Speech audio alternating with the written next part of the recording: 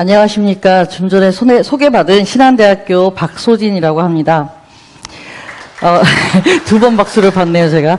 보시를 통해 본 물질과 마음의 관계라는 주제로 오늘 발표를 진행하도록 하겠습니다. 자료집에 보셨듯이 조금 논문이 깁니다. 그래서 제 시간 안에 하기 위해서 많이 요약하면서 하도록 하겠습니다. 일단 목차는 그냥 좀 넘어가고요. 기본적으로 보시, 부디스트 오퍼링이라고 그냥 영어로 번역을 했는데요. 여러 가지로 분류하지만 기본적으로 제시와 법시로 보통 나누어서 제시는 가난한 사람이나 불교 공동체에다가 재산을, 어떤 물질적인 재산을 기부하는 행위, 그리고 법시는 이제 진리를 가리키거나 불법을 이제 전파하는 행위로 이렇게 나눕니다. 초기 불교에서 그러니까 제시는 제가가 이렇게 승단에 올리고 법시는 이제 승가가 받은 그 공약물에 대한 또 법을 올리는 그런 식으로 초기 불교에서도 시작이 되었다고 얘기하고 있고요. 오늘 제 얘기는 제시를 좀 중심으로 하지만 대행선사께서는 조금 다른 방식으로 이렇게 얘기를 하고 계세요. 그래서 어쨌든 개인적으로 사실 이 보시라는 주제는 다 아시겠지만 큰 스님께서 대행선사께서 7살 정도 되셨을 때 이 도깨비 감투를 쓰고 의적이 되어서 아무리 꺼내도 줄지 않는 창고에 가서 무한으로 꺼내다가 두루두루 이렇게 나누어서 가난한 사람들에게 도와주는 상상 속 보시를 했다는 그 수혜편, 한마음 요전의 수혜편을 읽으면서 저도 그 정도 나이에 한 7살쯤 됐을 때 도깨비 감투라는 저 표지가 있는데요.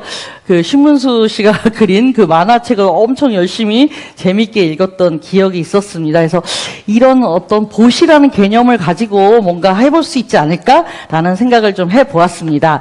한마음선언 안양 본원에 대한 이야기들은 좀 자료집을 참조하시는데요. 제가 조금 오류가 있었습니다. 해외 지원이 9개로 나와 있는데 현재 10개이고요. 그리고 사실 비구니 스님 숫자에 대해서 조금 그런 것이 우혜란 교수님께서 2011년도 논문에서 이제 그러니까 비구 스님, 대행선사의 제자 스님들 숫자를 이제 그대로 제가 갖고 왔었는데, 현재는 비구니 스님이 한 120분 정도 되신다고 하고요. 신도수에 대해서도 우혜란 교수님께서, 조계종단의 최대 신도수고 추정치로 한 10만 정도 된다라고 얘기를 했는데, 지금 이제 2024년을 생각을 했을 때 조금 다르게 그 숫자가 좀 너무 많이 잡힌 거 아닌가라는 걱정들을 하셨습니다. 그래서 좀 보수적으로 잡았을 때 제가 저희는 이제 불교에서는 신도로 등록을 할 때 세대로 등록을 하지 않습니까? 그래서 뭐 5식구가 한 세대로 등록을 하기도 하고 뭐 그렇습니다. 그래서 저는 15,618번이거든요, 신도 번호가. 그래서 그게 2008년도기 때문에 이 정도 되지 않았을까, 뭐 그렇게 그 추정치가 비슷하지 않았을까라고 얘기를 했는데, 오늘 제가 스님께 여쭤보니까 본원 신도를 아주 보수적으로 잡으면 한 1만 명, 그리고 아마 해외 지원과 국내 지원을 다 합치면 한 3만 명 정도로 잡는 게 맞지 않겠느냐라고 말씀하셨는데, 어쨌든 이 통계 수치는 제가 업데이트를 조사를 잘 해가지고 논문 발표 때는 제대로 얘기를 하도록 하겠습니다. 자, 그러고 저희 연구 목표는 2가지입니다. 대행선사의 법문 속에서 보시 개념이 어떻게 드러나고, 또 그 안에서 대행선사의 보시행, 그리고 또 그런 어떤 가르침을 방편 삼아서 한마음선언 신도들이 어떻게 보시에 대한 체험을 하고 있는지를 문화인류학적으로 분석을 하는 것이 저의 목표이고요. 방법론으로는 보통 문화인류학자들이 많이 쓰는 참여관찰법, 심층 인터뷰, 문헌조사를 진행하였습니다. 문헌조사, 특히 이제 대행선사 법문은 구술 법문 모음집으로 알려져 있는 허공을 걷는 길 시리즈에서 보시, 또 무주상 보시 등 보시와 관련된 키워드로 법문 검색을 하였고요. 우리 안인옥 박사님께서 좀 도움을 주셨습니다. 어쨌든 이렇게 방법론은 간단히 좀 넘어가도록 하고요. 주제면에서는 물질과 마음의 관계라는 것에 이제 관심을 제가 갖고 있는데, 2가지 차원입니다. 첫 번째는 큰 스님께서도 대행선사께서도 끊임없이 계속 말씀하셨고, 또 반야심경에 이 색불이공, 공불이색, 뭐 색즉시공, 공즉시색이라는 이 색과 공의 이야기들이 좀 흥미로운 주제일 거라는 생각이 들었고, 인문사회학계에서 최근에 이제 굉장히 큰 인식론적 전환으로 물질적 전환 또는 전제론적 전환이라고 얘기되어지고, 이론적으로는 신유물론이라고 불리우는 그런 어떤 이론적인 흐름에서 좀 새로운 물질 개념 이런 것들을 또 얘기하고 있기 때문에 이것과 이 불교 철학이 만나는 지점들이 있다라고 생각을 했습니다. 본론으로 들어가서 그 2장에서 대행선사의 보시행, 물질과 마음의 관계에서 첫 번째 파트에서는 대행선사 법문에 나타난 보시 개념과 보시행에 대해서 좀 얘기를 하겠습니다. 대행선사께서는 이제 보시 개념에 대해서 우주상 보시라는 표현도 쓰시고 유주상 보시라는 표현도 쓰셨지만 기본적으로 물질 보시, 마음 보시 이렇게 좀 나눴다기보다는 마음 보시가 더 중요하다 이런 이야기들을 굉장히 많이 하셨었고요. 그렇다고 해서 물질 보시를 등한시하라는 얘기는 절대 아니셨다고 저는 생각이 듭니다. 그래서 물질 보시와 마음 보시가 두라니게 갈 때에 공덕이 된다라고 얘기를 하셨고, 진정한 보시에 대한 말씀을 또 많이 하셨습니다. 제가 조금 글씨가 좀 작긴 합니다만은 큰 스님이 이제 법문을 좀 몇 개 갖고 오긴 했는데 다 읽지는 못할 것 같고요. 어쨌든 둘러보지 않는 마음으로 보시하는 것이 정말 그 공덕이 된다라는 얘기를 하셨고, 그런 마음으로 할 때 무주상 보시가 되는 것이고, 뭔가 이렇게 그 어려움에 처인 사람을 도와주거나 물질적으로 이런 것들은 유주상 보시다라는 식으로 이렇게 분류해서 말씀하시기도 하셨습니다. 마음 보시가 더 중요하다라고 얘기하실 때 그 마음 보시가 두 가지 정도 차원이 있는 것 같게 제가 이제 느꼈습니다. 그 부처님 당시에도 무제치시라는 재산이 없을 때 할 수 있는 7가지 보시, 환하게 오는 화한시부터 이런 얘기가 있듯이 물질이 없었을 때 물질 보시는 못하더라도 마음 보시라도 하자. 이런 표현으로 또 말보시, 부드럽게 말하면서 하는 보시 이런 얘기도 하셨지만 더 중요하게 또는 더 확장된 의미의 마음 보시는 물질로 조금 보태주는 것과는 비교할 수 없을 정도로 공덕이 큰 한 생각 해주는 그런 보시가 진정한 마음 보시다라고 얘기하고 계십니다.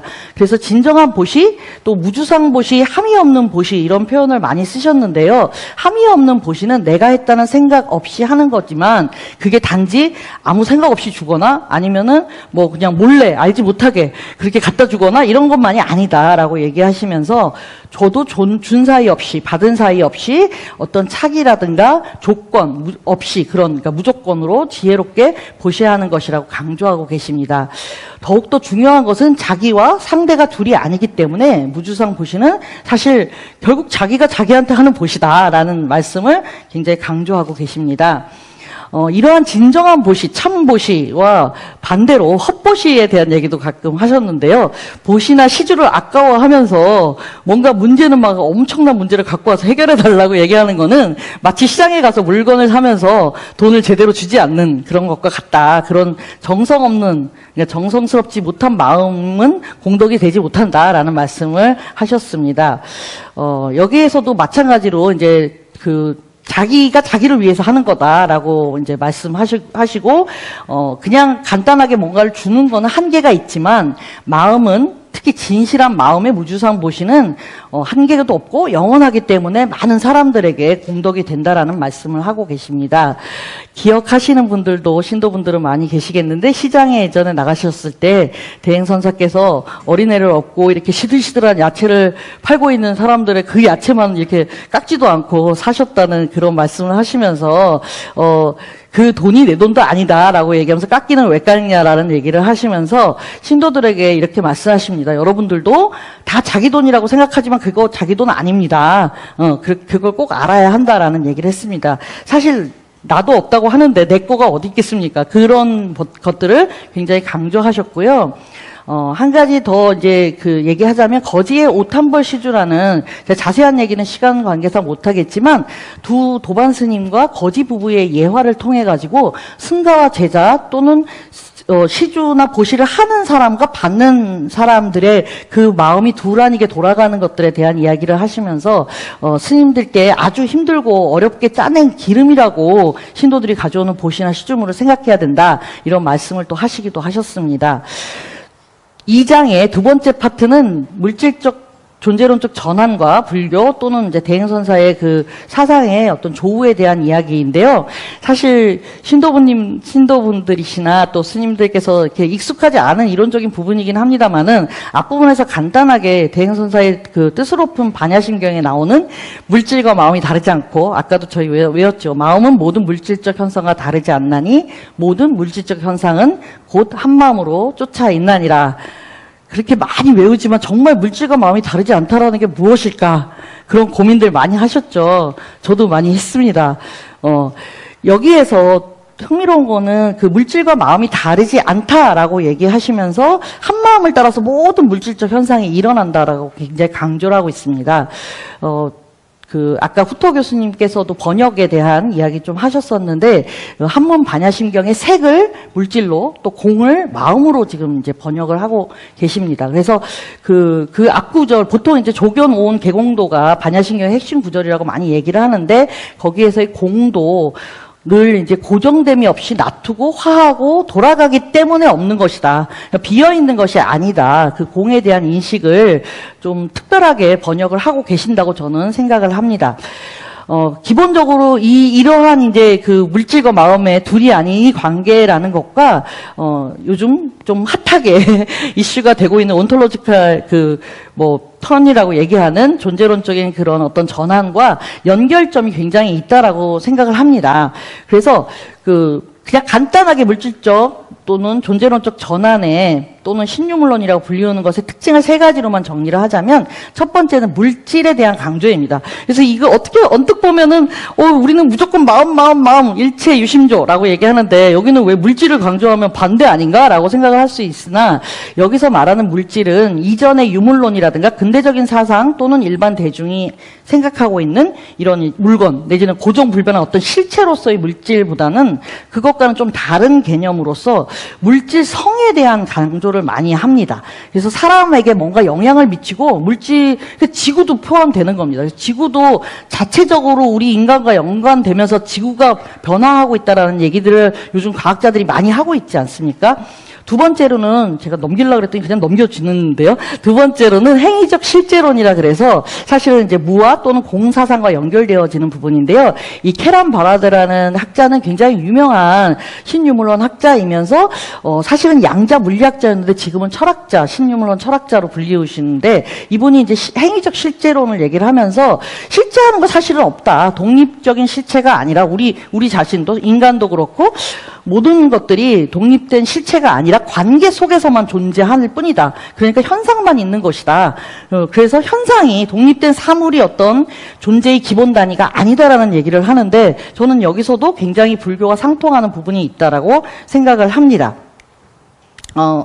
세 번째는 지구 환경을 파괴하는 서구의 어떤 이분법적인 그런 인간 중심주의, 휴머니즘에 대해서도 지금 많이 이제 비판을 하고 있거든요. 그래서 이제 그런 부분들에 대한 비판을 또 이 학자들이 많이 하고 있습니다. 그래서 서구에서 계속해서 이분법적으로 너와 나를 구분하고 적과 자연과 문화 이런 식으로 이분법적으로 구분했던 거에서 좀 벗어나서 관계성, 우리는 다 연결되어 있다, 이런 것들을 강조하면서 이제까지 그걸 몰랐기 때문에 서구 사회가 이제 이런 어떤 전체적인 어떤 물질적인 세계의 발전을 이끌었던 서구 사회가 지구 환경을 파괴하고 있고, 그래서 이제 인류세의 위기, 내지는 기후 위기 모든 것들을 이제 포함해서 그런 부분들을 이제 한 거라고 이제 비판을, 굉장히 성찰적인 비판이라고 생각을 합니다. 이렇게 세 가지 정도로 아주 간단하게 정리를 했는데요. 두 개를 이렇게 좀 비교해 본다면 아직은 조금 미흡한 부분이 있습니다만은, 이건 좀 제가 장기적으로 조금 발전시켜 나갈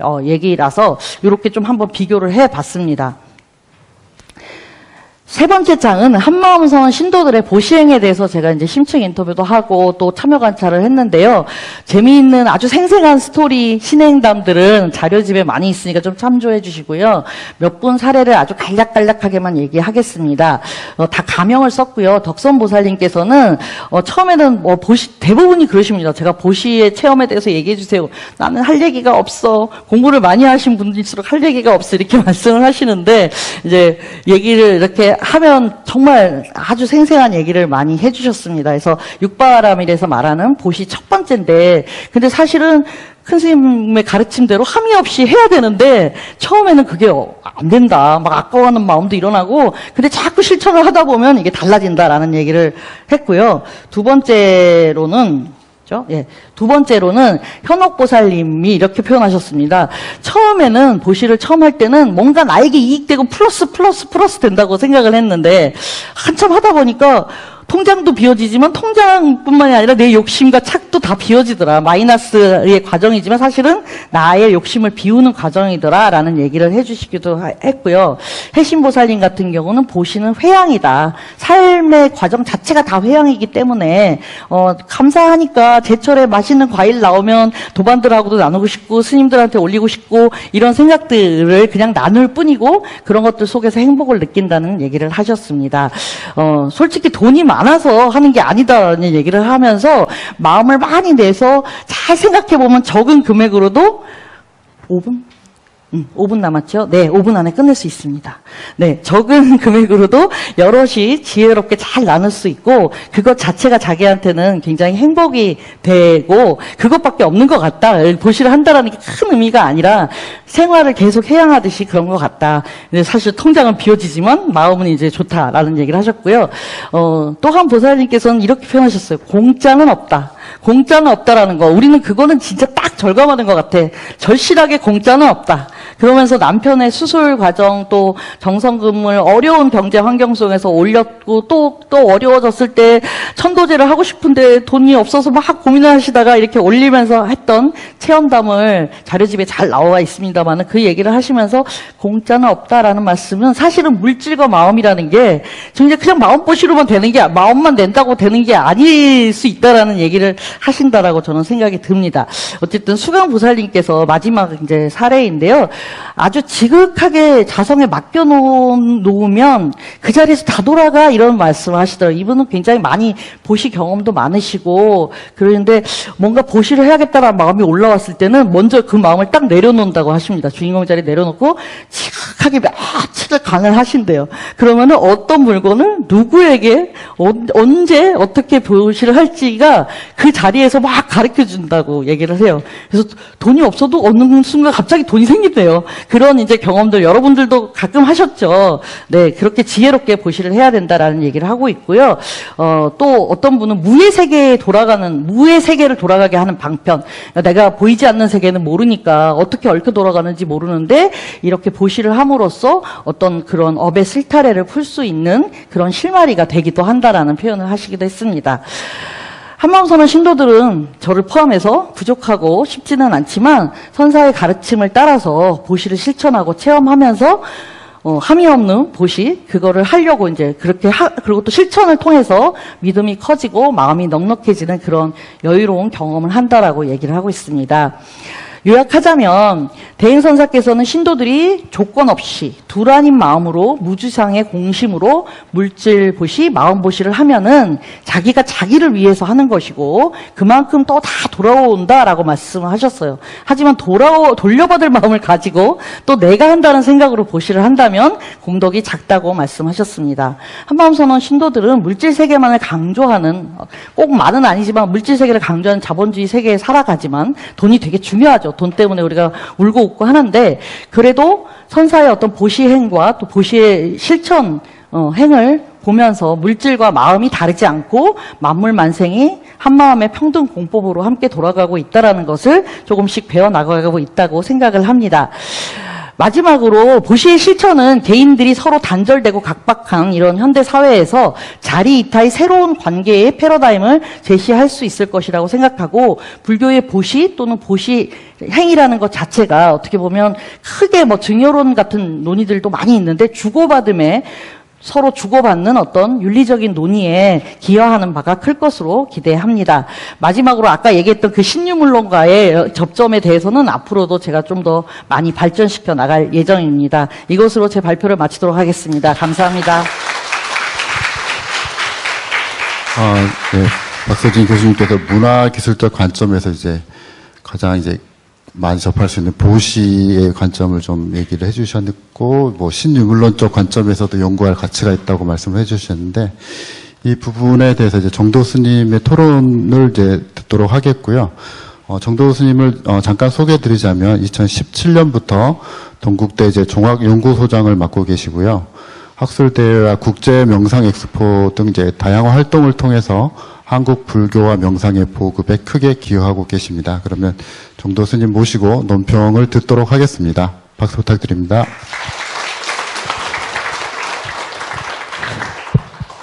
예, 방금 소개받은 그 동국대학교 선학과 정도라고 합니다.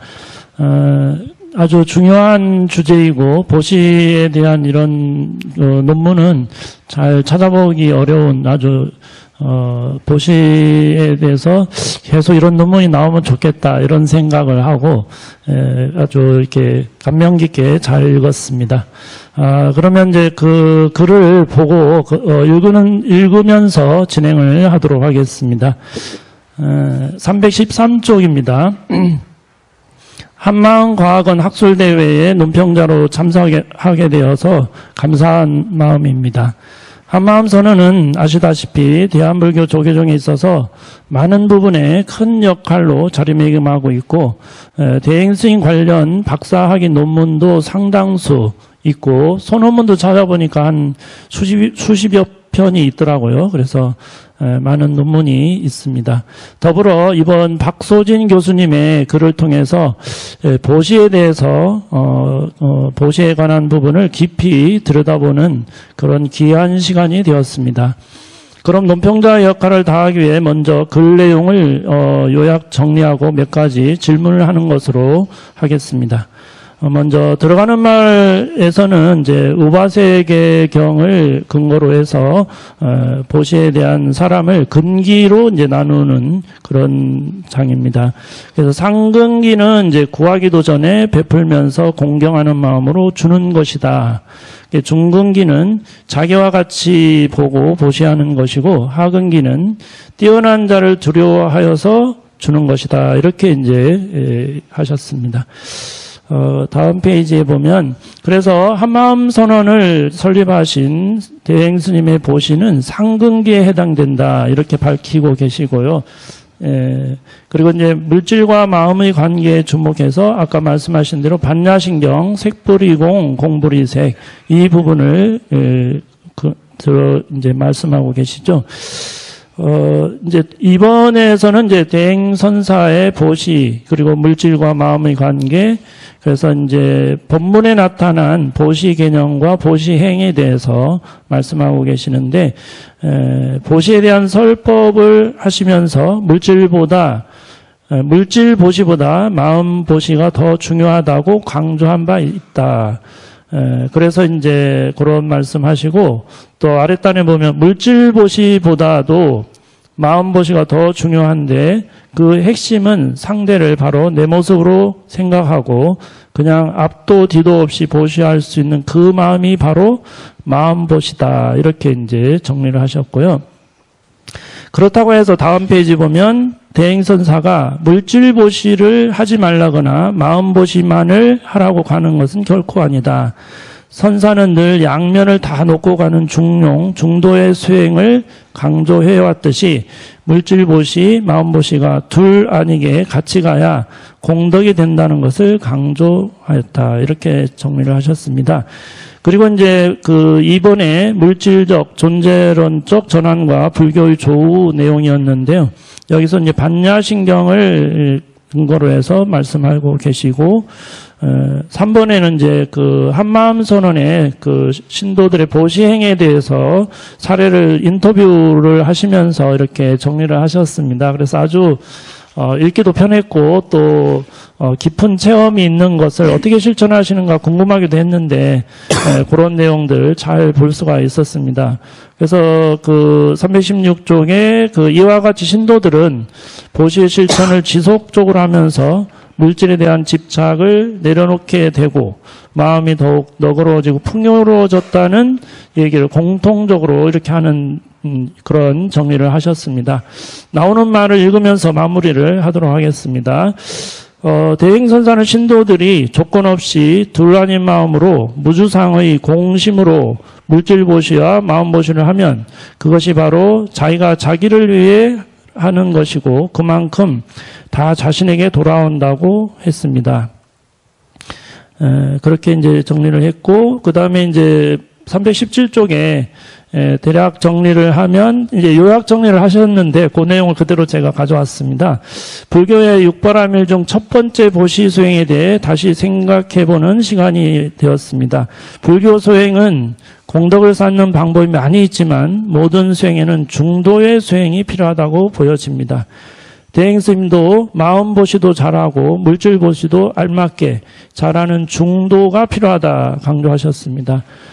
금강경에도 이제 사실 이런 무주상 보시에 대해서 나오는 내용과 상통한다고 저는 생각이 들고, 그래서 금강경의 한 구절을 제가 가져왔는데, 보살은 마땅히 법에 머무른 바 없이 보시하여야 한다. 이른바 형체에 머물지 말고 보시하며 소리, 맛, 감촉, 법에 머물지 않고 보시하여야 한다. 그래서 이제 금강경이나 이런 구절도 조금 논문에 인용하시면 더 좋은 논문이 되지 않을까. 그래서 말씀드리고요. 질문 두 가지 하는 것으로 마무리를 하겠습니다. 첫 번째는 아까 말씀하셨다시피 반야신경을 인용하셨고, 신유물론과 불교 사상, 두 사상이 만날 가능성이 매우 높다 하셨고, 아까 설명도 하셨지만 조금 더 이렇게 간단하게 부연 설명 시간이 되시면요. 두 번째는 대행스님의 가르침을 실천하고 계신 당사자로서 요즘 사실 뉴스에 많은 사건 사고들이 많은데, 이럴 때 우리가 어떤 마음으로 어떻게 실천을 해야 되는지 그 부분에서 간단하게 설명해 주시면 감사하겠습니다. 감사합니다. 감사합니다. 간단히 대답하도록 하겠습니다. 먼저 정도스님께서 너무 열심히 읽어주시고, 또 제가 발표 때 막 넘어간 부분도 아주 잘 얘기해 주셔서 너무 요약도 되게 잘 해주셨고, 또 좋은 질문 두 개를 주셨어요. 되게 어려운 질문을 주셨지만, 어쨌든 첫 번째 질문은 사실은 아까 그래서 제가 표도 좀 만들어 보고 이렇게 해서 조금 더 보충 설명을 한 거긴 한데, 한 가지만 얘기를 하자면, 사실 서구 문명 내지는 근대화가 지금 거의 위기에 봉착해 있다라고 볼 수 있고, 그런 면에서 서구에서는 학자들이 그런 것들을 굉장히 성찰을 하고 있다라고 생각하거든요. 반성도 하고, 그러면서 또 융합적으로 자연과 양자 물리학의 발견들이라든가, 지난번에 진우 스님, 총무원장 스님께서도 선명상과 현대 물리학이라는 그 강의 한번 하시면서 양자 물리학의 변화가 어떻게 불교와 연결되는지에 대해서 아주 잘 설명하시는 걸 든 적도 있는데요.